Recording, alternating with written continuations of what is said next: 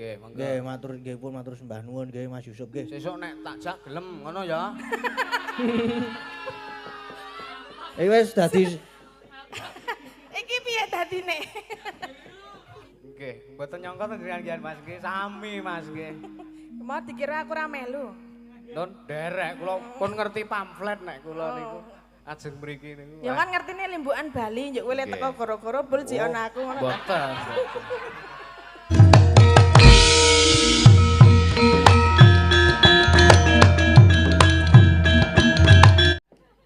sapa apa? Sobatku. Mas Yusuf. Mang mriki marai jagongan yo. Hah? Anjuk ngapa? Mriki Mas Yusuf mang teng ya ora maksudnya ora terus nang kene iki apa harus plungguh debok. Engko lho omongan karo ngene iki. Disetopi ora? Yo spot.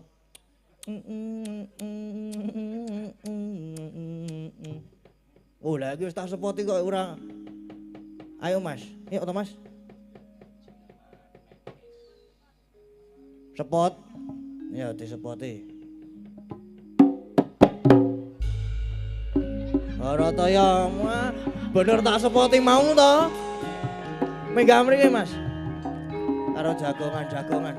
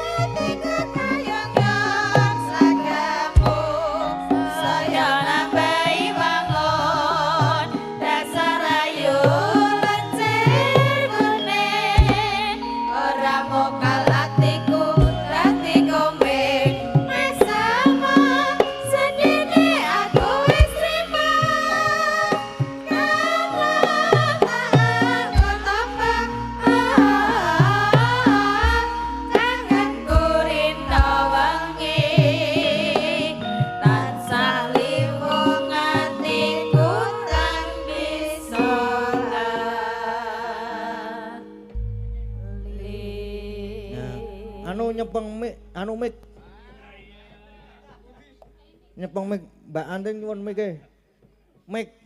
Mic lho. Oh kae sing wireless. Apa? Nyadong dawuh Pak Dalang. Sugeng dalu. Nggih, sugeng enjang. Oh iya, Ding. Enjang niki. Heeh ya. Nggih. Teng mriki mawon kula ajrih kalih Pak Kesban. Weh ora apa-apa. Wis ora apa-apa. Kowe iki medanine iki nek dijaluki udut. Lek medeni nggon kono kuwi. Karo le engko. Monggo niki wau Gunung Kidul niku bengi niki tok niku titik itu pementasan ada 16. 16. Sing terekspos nek sing boten nggih punjul. Punjul. Nggih. Pun mubeng teng pundi mawon iki wau? Wah, kathah. Wau dalang-dalang kula tukokke rokok siji-siji ngoten wae. Iki lho. Dalang senes pengendang kok, dalang. Heeh. Heeh ta? Nggih. Nah iya. Nggih mangayu bagya warga masyarakat Pulutan. Mugi-mugi sak sampunipun menika tansah ngrembaka sak terusipun ngaten. Amin. Heeh. Kek pun kek napa kula tak wangsul. Lho, aku wis arep mulih. Lah penak nek mulih kula niku. Mbok aja mulih. Lah terus pripun? Ha niki wae. Lah kon dadi sajen apa pripun teng mriki niku? Lah dadi sajen arep apa piye? Ah moh. Ha ya wis, berarti ora usah dadi sajen. Iya. Kersane napa Pak Dalang kula nderek? Nembang. Oh, kepengin. Oh nggih. Napa tembange? Sing penting ora Mars PKK. Oh nggih. Kuwi FYP ku TikTok mbon buka nul no. Wah, yes. Mars PKK-ne Dik Yusuf. Nggih, Pak Dalang. Nggih. Mbok ora Pak Dalang tuwa banget aku ketokan ngene iki. Mboten napa-napa. Oh, kacoke gur setahun wae kok. Setahun kurang tahun ta? Kula mbasake anak kula nggih, Pak Dalang. Kalih jenengan rak nggih, Pak ngoten Pak De ngoten ta. Wah, iya ya. Ya ora apa-apa lah. Nggih, tembange napa? Lah, ajeng napa? Oh, nggih. Lah jenengan kula nderek mawon kok. Kula niki ming penonton wonten mriki kok mboten. Sing kira-kira kanca-kanca ra iso ngiringi. Waduh. Lagune no Dewa 19 napa? Apa kangen? Nggih. Separo nafas wae apik kuwi. Saya niku. Nggih. Mbok. Karo tak nilai bangsap. Mbok menawi enten pamundutan Pak Nah, Dalang. heeh. Niki ana sik. Mau Putra Nuswantara iki mau sesideman. Nggih. Yang nyanyi Mbak Tatin. Berarti duet iki artine nek ngene iki. Mboten napa-napa. Berarti duet kali Mbak Tatin oke? Oke. Mbak Tatin Pun dangu mboten ketemu kok Pak Dalang. Kalih Mbak Tatin. lah iki kayak ketemu kayak Lah nggih. heeh. Kayak wis kono arep do ngopo nek ketemu. Junemeng, kamu apa jenenge? Jumeneng. Mulai Junemeng. Pun ngadeg kok niki. Lah kok padha wae ya. Sajak wis kencan semayan. Pripun Mas Gading? Sesideman minangkani pamundutan sesideman. Kalian? Duet kalian Mas Yusuf. Nggih. Mas Yusuf purun mboten? Purun Mbak kula niku geleman. Kok tiwas tak kancani aku emoh. Purun kula, purun. Saiki wis gelem. Sampun. Lah jenengan to ketoke sing sakniki dugi sepriki dereng kersa niku. Nggih to. Yuk, nek padha-padha emoh iki ya wis rasa wae. Iki piye iki Mas Gading? Aku manut jenengan iki. Ulah nggih. Berdiri. Nggih. Ya. Jumeneng. Penontonnya jek akeh to iki. Oh lah kae lho. Eleh leh. 5000. Iki engko dadi viral ora ya? Hah? Dadi viral.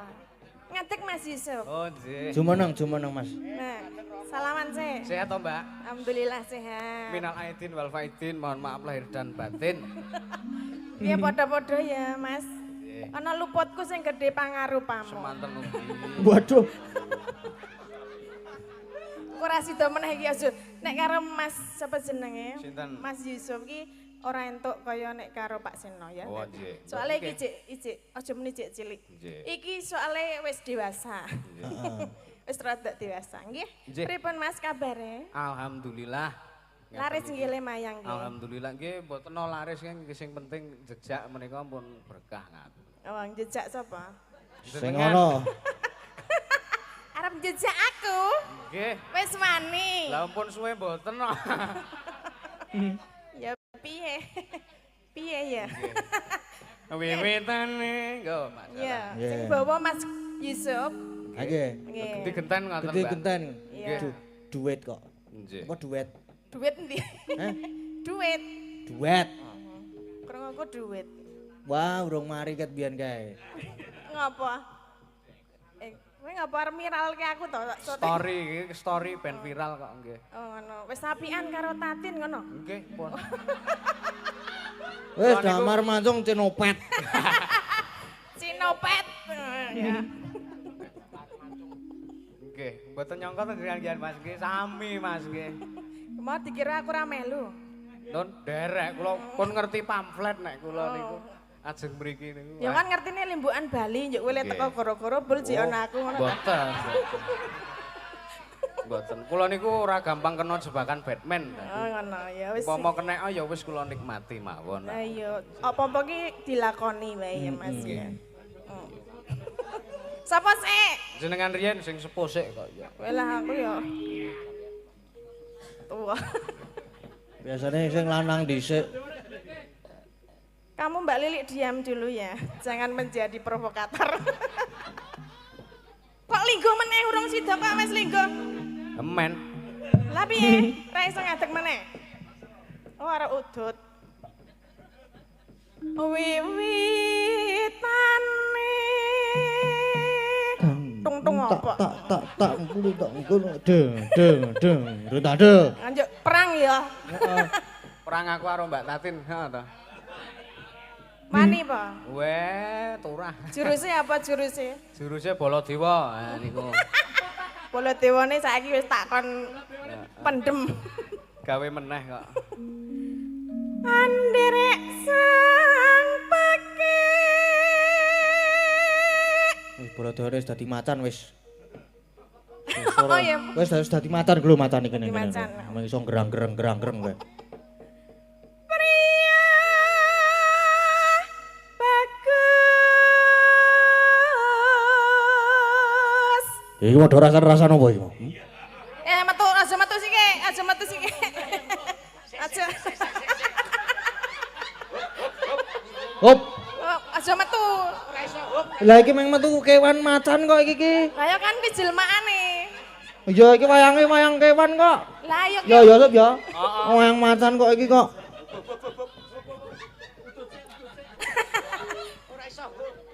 ora iso. Terus kira iki malah. Yo teruske.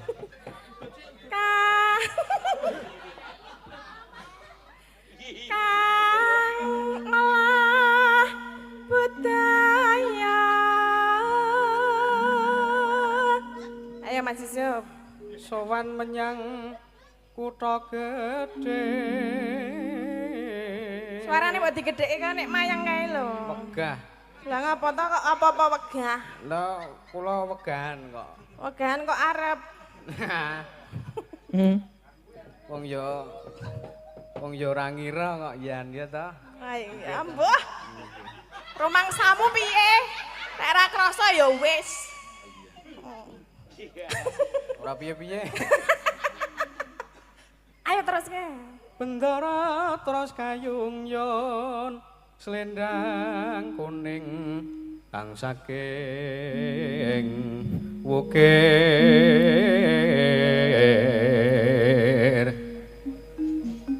swara kurang permana ning wase sang angungrum marang bendara tiasulis tya pijer ngencangake alis Sila arep nanti to? Sila arep nanti kowe iki. Kok le banter-banter temen iki sila arep nanti. Anu ya hip hop. kula bar niki tesih teng mubeng melih wayangan niku kathah. Dadi peninjau ngono Nggih, ta. dan niku tas kula isine rokok-rokoke dalang-dalang. Lah iki wis dikeki ro. Wes nah iki lho entuk. Wah. Danil. Wah ya lumayan. Karo iki mau. Iki ho to karo jarum super ya mau ya. Tenor niku wau. Mbok ora ngetok-ngetoke nek aku sok udu tenor to. Biasane sing ilegal.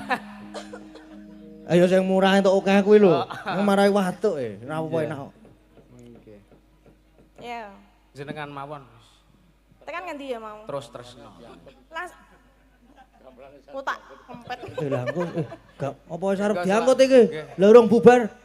Oh ya, hati-hati. Ya, Wah. kosek ora rampung. Kosek lo. Waduh lah kae mancane melu kegawa truk ora ya, Truk? Ora wis. Kosek anteng izin nang kene lho. Wayahe diangkut. Kalau truk gambare macan soalnya. Ya. Terus Apa isih social distancing to iki? apa ta? Mboten. Berjarak banget lho. Akrab kok nggih, nggo akrab to. Oh, nggih to. Ora rasa ngono. Wong yo ora ning apa-apa. Wong yo ora ning apa-apa lah ya ning iya. apa. Ora ono apa-apa kok. Hidup itu pilihan. Pilihan. Nggih to Pak Dalang. Nggih, Pak Dalang. Pak Dalang kabeh ya. Heeh. Nggih Pak Dalang, nggih Pak Dalang. Ayo. Kok ora nggih Bu Sinden ngono ya? Jarang ya. Nggih, Bu Sinden. Wis urung. Hah? Lah wis urung, aku iki manut konone kok. Maksudnya ler Aku masalah wis karo urung ya ora masalah. le omongan wis urung nek urung tak gongki ngono lho maksudnya. Aku mau seneng hapus-hapus. Aku mau menit terus ngono-ngono omong. Wis urung. Wis Wis terus. Wis. Terus no sesideman.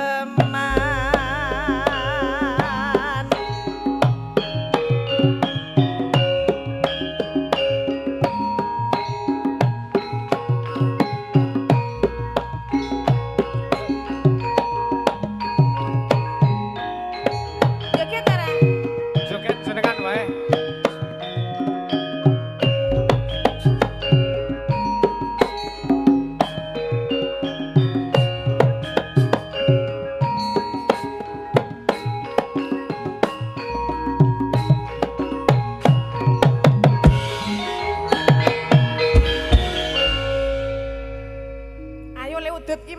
urung rampung kok wis udat-udut wae lho. Butuh kok. Matur nuwun Pak Dalang. Lah kok Urung matur nuwun. Bawane mawon. Oh wis. Sampun. Mbok eneh. Wah, Ah manut dalange. Nggih, monggo. Nggih, matur sembah nuwun nggih Mas Yusuf nggih. Sesuk nek tak jak gelem ngono ya. Wis dadi Iki piye dadine? Nah, wis. Ya sesuk Matur delok. nuwun, matur nuwun. Mas Gading ya sesuk delok anggarane ya nek cocok ya mangkat ngono ya. Lah nggih. Ah iya. Apa to iki mau? Mbok. Ya monggo Mbak Tatin. Nggih niki mau saking Pak Sutimen nggih nggih, juragane sapi nggih. Oh, mbok menawa treke mau arep njupuk sapi. Iya paling. Monggo. Loh. Tadi kok guyu terus to iki Jan.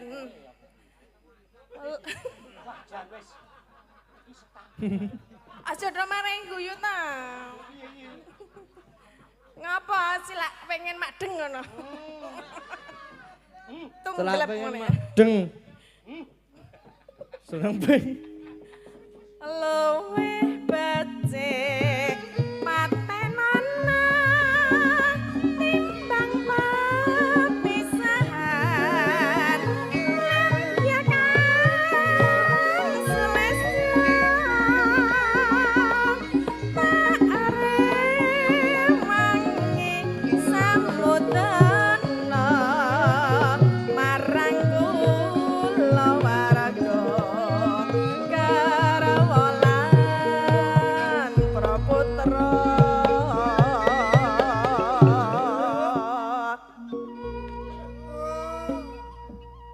liwat kincanging alisna kamasan glendang rasane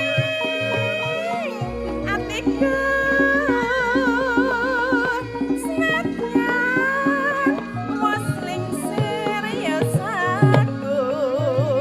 aku isih mampu ngladeni solahmu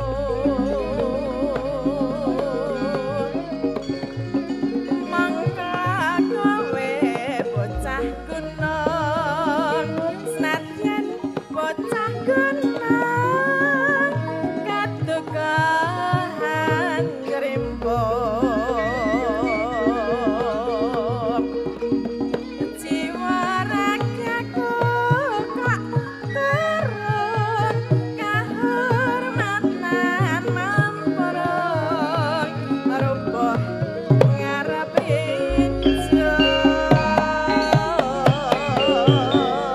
Yuk.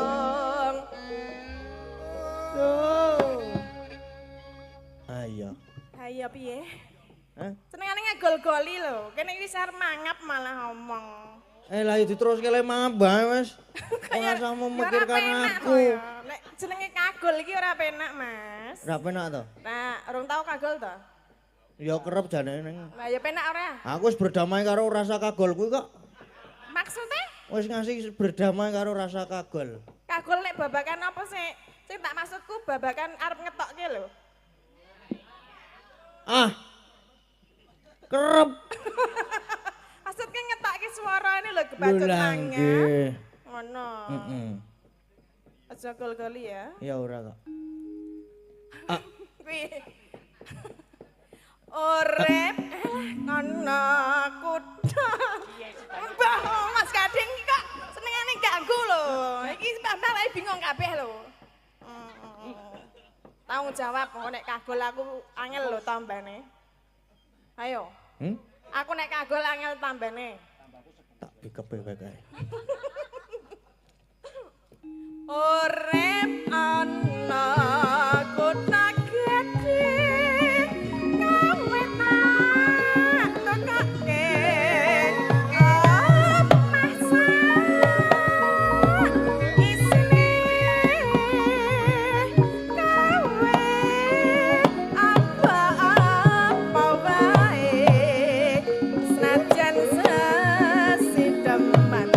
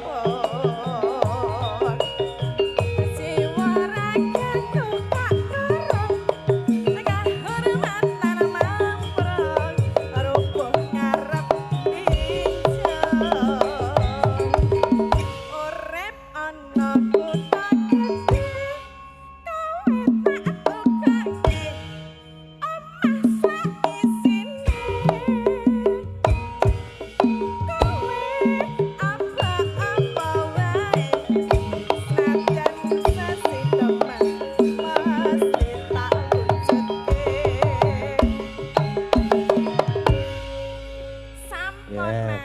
Matur sembah nuwun, Mbak Tatin. Denok, Ding.